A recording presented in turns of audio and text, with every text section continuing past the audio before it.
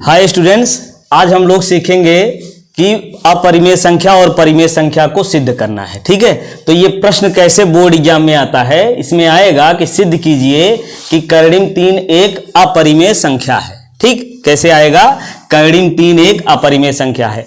अब ये प्रश्न कर्णिम 3 की जगह यहां कर्णिम 2 यानी √2, √3 या √7 करके आ सकता है। ठीक है, जो भी रहेगा आप इसी की जगह हम रख करके लगा सकते हैं। ठीक है, तो चलिए ये क्वेश्चन देखते हैं हम कैसे लगाएंगे इसको। तो सबसे पहले लिखेंगे इसी का, देखिए क्या कह रहा है कि कर्णिम 3 एक अपरिमेय संख्या है। अपरिमेय सिद्ध करना हमको, तो इसी के विपरीत हम मान लेते हैं। इसके विपरीत क्या मानेंगे कि कर्णिम 3 एक परिमेय संख्या है।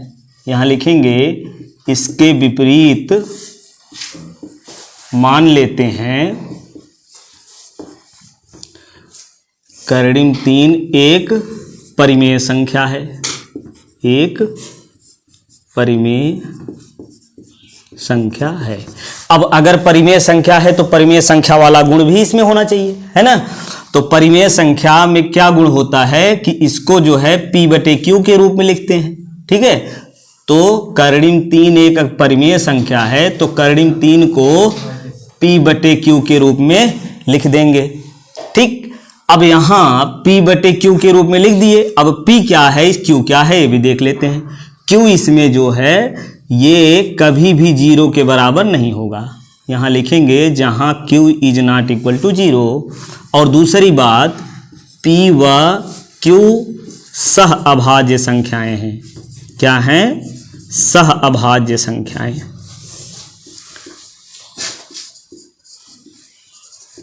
अब सह अभाज्य संख्या कौन सी होती समझ लीजिए। सह अभाज्य संख्या वे होती हैं जिनको एक के अतिरिक्त एक ही संख्या से ना काटा जा सके। ठीक, फिर से समझिए, एग्जाम्पल से समझेंगे आसानी समझ में आ जाएगा। जैसे हम ले लेते हैं 2 और 4। ठीक है, ये 1 से तो कटेगा ही, 2 से भी कटेगा, ये 1 से कटेगा, 2 से और 4 से भी कट रहा है। ठीक, तो 1 के अतिरिक्त 2 से भी कट रही हैं, दोनों 2 से कट रही है ना। इसका मतलब ये दोनों क्या हैं? सहभाज्य संख्याएं हैं। ठीक, ये सह अभाज्य संख्या ये नहीं है।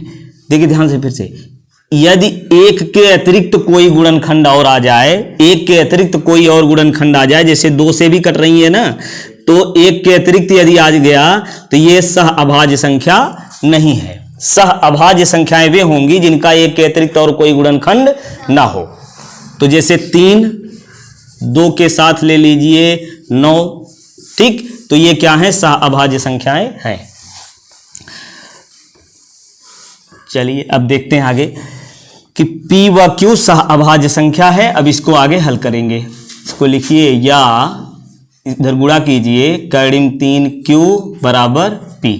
अब क्या करेंगे? दोनों पक्षों का वर्ग करेंगे। दोनों पक्षों का वर्ग करने पर, तो वर्ग करेंगे तो कितना है? कर्णिम 3 का वर्ग कितना मिल गया? 3, और Q का वर्ग मिल गया Q²। अब यहाँ P का वर्ग हो जाएगा P²। सही है। अब क्या करेंगे? यहाँ P², ध्यान दीजिए, ये मिला 3Q² बराबर P²। ठीक, तो इसका मतलब P² का एक गुणनखंड 3 है। एग्जाम्पल से समझिए, जैसे लिख दिए हम 10 बराबर 2 गुणे 5, हो सकता है ना, 10 का गुणनखंड 2 और 5। ठीक, तो इसका मतलब 10 का गुणनखंड कौन कौन है? 3 और 2 और 5 है। ठीक, तो उसी प्रकार से यदि आ गया यहाँ P² क्या आया है? P² 3 गुणे Q² लिख सकते हैं। तो P² का एक गुणनखंड 3 मिला कि नहीं मिला? हो गया। P² का एक गुणनखंड 3 होगा, बिल्कुल होगा। अब ये बताइए कि 3 से P² विभाजित हो जाएगा कि नहीं होगा? 3 से P² विभाजित होगा कि नहीं होगा?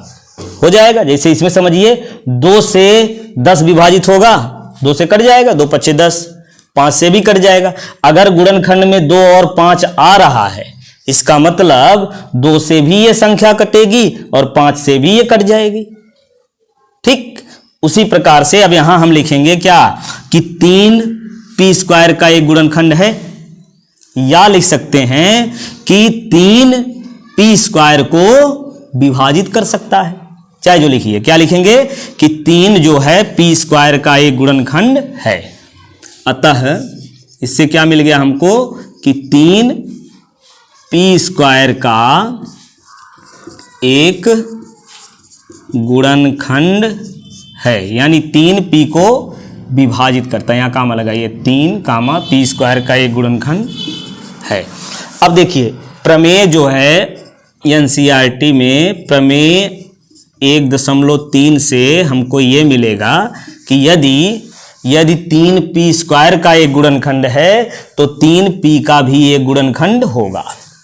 ठीक, यानी 3 पी को भी विभाजित करेगा। तो यहां लिखें, प्रमेय से मिल जाएगा 3 पी का एक गुणनखंड है, या कह लीजिए कि पी को भी 3 विभाजित करता है। 3 पी का एक गुणनखंड है, इसको मान लेंगे। यहां मानिए समीकरण 1 और इसको मान लीजिए 2। ठीक, अब 3 मिल गया, पी का एक गुणनखंड है। पी का एक गुणनखंड क्या है? 3 है।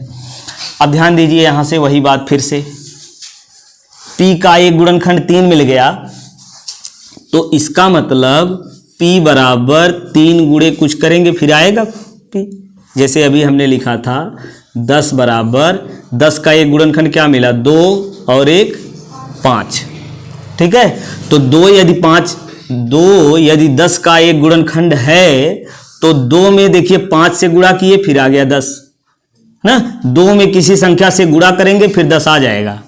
क्यों? क्योंकि 2 इसका एक गुणनखंड है। आई बात समझ में? उसी प्रकार से यहां से समझ लीजिए कि यदि 5 इस 10 का एक गुणनखंड है तो 5 में किसी संख्या से गुणा करेंगे फिर 10 आएगा। आई बात समझ में? फिर देखिए उसी प्रकार से यहां क्या कहा है, यही शब्द इसमें प्रयोग कर लीजिए कि 3 पी का एक गुणनखंड है। 3 जो है पी का एक गुणनखंड है ना, तो 3 में किसी संख्या से गुणा कर देंगे तो पी बन जाएगा, मतलब पी आ जाएगा। आया ना? चलिए यही करेंगे यहां हम। तो यहां से क्या मिल गया? 3 पी का एक गुणनखंड है, इसलिए इसको हम कितना लिख सकते हैं? इसलिए हम यहां लिख सकते हैं p को 3 गुणे कुछ लिख सकते हैं, यानी के मान लेते हैं। p बराबर 3 के। ठीक, अब यही मान समीकरण 1 में रख दीजिए। चलिए यहां से लिखते हैं, आप लोग नीचे क्रमशः लगाइएगा।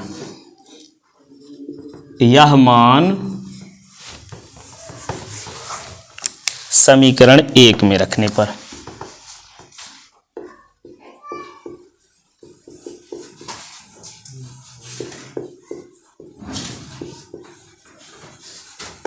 यह मान समीकरण 1 में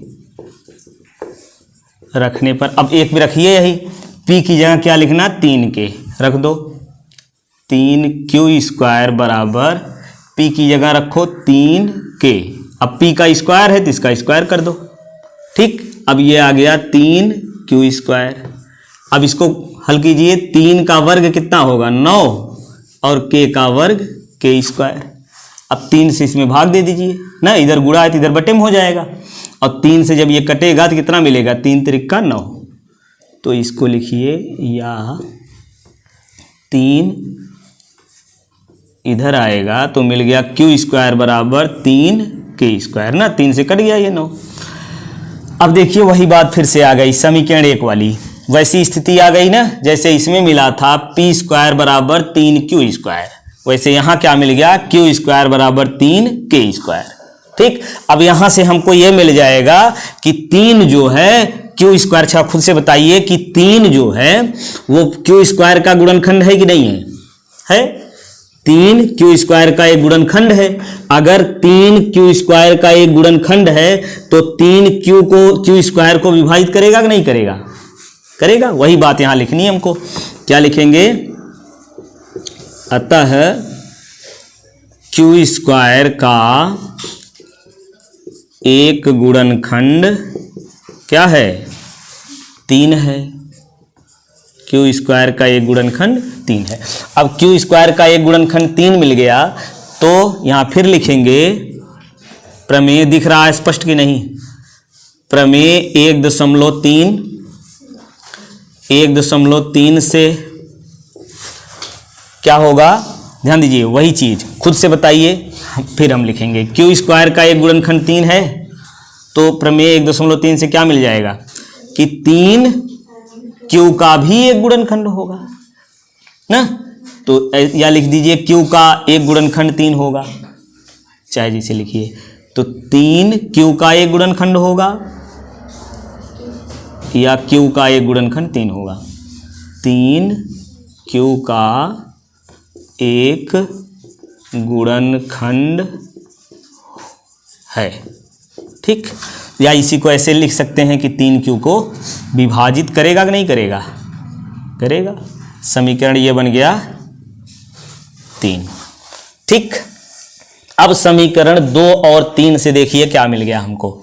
समीकरण 2 और 3 से, 2 से ये मिला कि 3p को विभाजित कर रहा है। 3p का एक गुणनखंड है ना, तो इसका मतलब 3p को विभाजित कर रहा है। और यहां मिल गया 3q को भी विभाजित कर रहा है ना। और जबकि हमने यहां माना है कि pq क्या है, सहभाज्य संख्या है। यदि परिमेय संख्या होगी कर्डिम 3 तो इसको p/q के रूप में लिखेंगे, जहां q is not equal to 0। p और q सहभाज्य संख्या है। तो सहभाज्य संख्या तब होगी जब इसका एक के अतिरिक्त और कोई गुणनखंड नहीं होगा, ठीक है।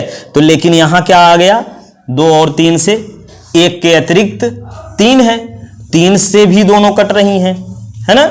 तो p और q का उभयनिष्ठ गुणनखंड क्या बन गया, 3 बन गया ना। एक के अतिरिक्त गुणनखंड नहीं होना चाहिए था, लेकिन 3 आ गया, जो कि हमारी कल्पना का विरोधाभास है। चलिए यही शब्द हम लिखेंगे। अब कैसे लिखेंगे? समीकरण 2 व 3 से क्या स्पष्ट हुआ कि p व q का उभयनिष्ठ गुणनखंड, दिख रहा है नहीं दिख रहा है? उभयनिष्ठ गुणनखंड क्या है, 3 है, जो हमारी कल्पना का विरोधाभास है ना, उल्टा है। अब हमारी कल्पना जो थी वो गलत हो गई। यहाँ क्या कल्पना थी कि कर्डिम 3 एक परिमेय संख्या है, उसी का विरोधाभास यानी उसी का उल्टा।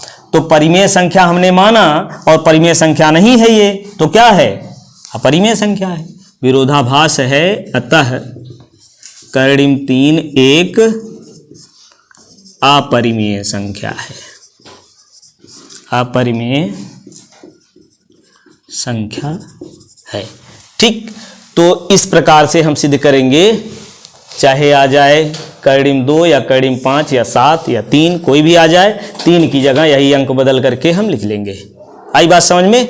इसमें एक प्रकार का और बनता है, इसको नोट कर लीजिए, फिर देखते हैं अगला। इसमें देखिए दूसरा टाइप किस तरीके से आएगा। जैसे ये तो एक हम दे दिए हैं 3 धन 2 कर्डिम 5 है, 3 + 2√5 इस टाइप का, या 3√5 या 2√3, ठीक है। या ऐसे भी आ सकता है √5/2, ठीक। ये तो बहुत कम, ये चांस है, ठीक, इस टाइप का, और वो प्लस माइनस करके, ठीक है। तो इन सब को एक ही तरीके से लगाते हैं। कैसे लगाते हैं देख लीजिए, ठीक। जैसे ये है 3 धन 2 कर्डिम 5 एक अपरिमेय संख्या सिद्ध कीजिए, ठीक। तो इसके लिए क्या करेंगे, हम इसके विपरीत मान लेते हैं। क्या मान लेते हैं कि 3 + 2√5 क्या है, एक परिमेय संख्या है, ठीक। उसी प्रकार से लगाइए। यदि परिमेय संख्या है तो परिमेय संख्या वाले गुण होने चाहिए। तो लिखेंगे अतः यहां से क्या मिल गया, 3 धन 2 कर्डिम 5 ये बराबर होगा p/q के रूप में इसको लिखेंगे, जहां q is not equal to 0, ठीक। और दूसरी बात p व q यहाँ दूसरी तरीके से लिखें, इस तरीके से भी आप लिख सकते हैं। क्या लिखेंगे, p व q सहभाज्य संख्याएं हैं, या लिखिए p व q का एक के अतिरिक्त 1 के अतिरिक्त उभयनिष्ठ गुणनखंड ना हो। ठीक, पी क्यू किस प्रकार होंगी कि पी व क्यू का एक अतिरिक्त उभयनिष्ठ गुणनखंड ना हो, अर्थात ये पी क्यू क्या है, सह अभाज्य संख्याएं हैं। चलिए अब फिर उसी प्रकार से लगाएंगे, या इसको लिखिए, गुणा कीजिए तो कितना मिलेगा, 3q प्लस 2√5q बराबर p मिल गया। ठीक है, इसको पक्षांतर कर लीजिए तो क्या मिलेगा, ऐसे ही लगाएंगे हम सब में, 2 करड़ी में 5q। ठीक है, √5 की वैल्यू यहाँ से निकाल लेंगे तो कितना मिलेगा, p इसको इधर कीजिए -3q, तो यहाँ से मिल जाएगा √5 p - 3q अपान 2q, 2 और q से गुणा है ना, इधर आएगा बटे हो जाएगा। ठीक है, पेन पेपर ले करके बैठिए, साथ में लगाइए तो बिल्कुल आसानी समझ में आएगा। तो p - 3q बटे इतना मिल गया। अब देखिए p और q क्या है, पूर्णांक संख्याएं हैं। अब ये कोई संख्या है तो ये क्या होगी, परिमेय संख्या होगी। क्या होगी, परिमेय संख्या होगी। यहाँ लिखेंगे p व q क्या है, पूर्णांक हैं, अतः क्या मिल जाएगा, यहाँ p - 3q अपान 2q क्या है, एक परिमेय संख्या है, एक परिमेय संख्या है। अब अगर ये परिमेय संख्या है, ये देखिए इतना ये परिमेय संख्या है, तो करणिम 5 भी परिमेय संख्या होगी कि नहीं होगी, बिल्कुल होगी, होनी चाहिए, दोनों बराबर दिया है तो होनी चाहिए। लेकिन अभी हमने सिद्ध किया है कि करणिम 3 क्या है, अपरिमेय संख्या है। उसी प्रकार से करणिम 5 भी क्या है, अपरिमेय संख्या है। यदि करणिम 5 अपरिमेय संख्या हो गई, देखिए तो यहाँ से क्या मिला, ये परिमेय संख्या है तो करणिम 5 भी परिमेय संख्या होगी। यहाँ लिखेंगे अतः करणिम 5 भी क्या है, एक क्या होगी, इस कंडीशन से दोनों बराबर हैं तो क्या होगी, परिमेय संख्या होगी। क्या लिखा हमने कि ये परिमेय संख्या है, अतः करणिम 3 भी एक परिमेय संख्या होगी ना। परंतु हमने सिद्ध किया है, परंतु हम जानते हैं, लिख लीजिए, परंतु हम जानते हैं, क्या जानते हैं कि करणिम 5 क्या है, क्या है, एक अपरिमेय संख्या है, एक अपरिमेय संख्या है। अब अगर ये अपरिमेय संख्या करणिम 5, तो जो हमारी कल्पना थी वो गलत हो गई। फिर वही बात लिखेंगे, अतः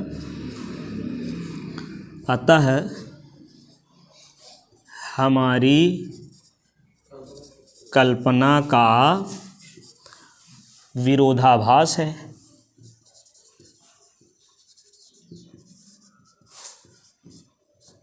हमारी कल्पना का विरोधाभास है, दिख रहा है, विरोधाभास है। अतः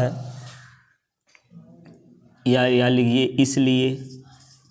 इसलिए 3 धन 2 करड़ी में 5 क्या हो जाएगी, एक अपरिमेय संख्या हो जाएगी, परिमेय संख्या है। आई बात समझ में? ठीक, इसी प्रकार से देखिए, अगर आ जाए कुछ भी यहाँ माइनस करके आए तो पक्षांतर करके आप लोग निकाल लेंगे। यहाँ से इस तरीके से भिन्न में मिलेगा, इसको कहिएगा कि पी क्यू इसमें पूर्णांक है, अतः ये परिमेय संख्या है। यहाँ लिखिए जबकि, अच्छा, अतः ये पूर्णांक है, अतः ये परिमेय संख्या है। यहाँ ये शब्द लिखिए, ज़्यादा अच्छा रहेगा, इससे स्पष्ट है, से स्पष्ट है क्या कि करणिम 3 भी एक परिमेय संख्या होगी।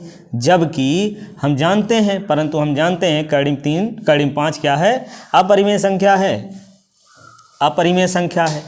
यहाँ क्या मिला, परिमेय संख्या है, हम जानते हैं का परिमेय है, ये विरोधाभास हो रहा है ना, तो हमारी कल्पना का ये विरोधाभास है, इसलिए ये जो है अपरिमेय संख्या हो जाएगी। इसी प्रकार से यदि आ जाए, ध्यान दीजिए, यदि आ जाए, यही समझ लीजिए 2 कर्णिम 5 एक परिमेय संख्या अपरिमेय संख्या सिद्ध करने को आ जाए, तो ऐसे लगाइए, यहाँ से मिटा दीजिए इसको, ठीक है, ऐसे लगाएंगे इसको, ठीक, ये आएगा, यही आएगा ना यहाँ से। तो यहाँ से हमको क्या मिल जाएगा, ये मिल जाएगा p/2√5, सही है ना। इसका गुणा करेंगे q मिलेगा, यहाँ 2 से भाग दीजिए, कर्णिम पा क्या हुआ, ये p/q है ना, q से यहाँ गुणा करेंगे, 2 कर्णिम 5q बराबर p, तो 2 कर्णिम 5q बराबर p, ठीक। तो यहाँ से क्या हुआ, कर्णिम 5 बराबर 2 और q, ठीक। अब ये मिल गया, ठीक उसी प्रकार से लगाइए कि pq पूर्णांक है, अतः यहाँ क्या लिखेंगे, p/2q एक परिमेय संख्या है। अगर ये परिमेय संख्या है तो कर्णिम 5 भी एक परिमेय संख्या होगी, परंतु हम जानते हैं कर्णिम 5 अपरिमेय संख्या है, जो हमारी कल्पना का विरोधाभास है, इसलिए इतना जो है ये क्या हो जाएगी, 2 कर्णिम 5 एक अपरिमेय संख्या हो जाएगी।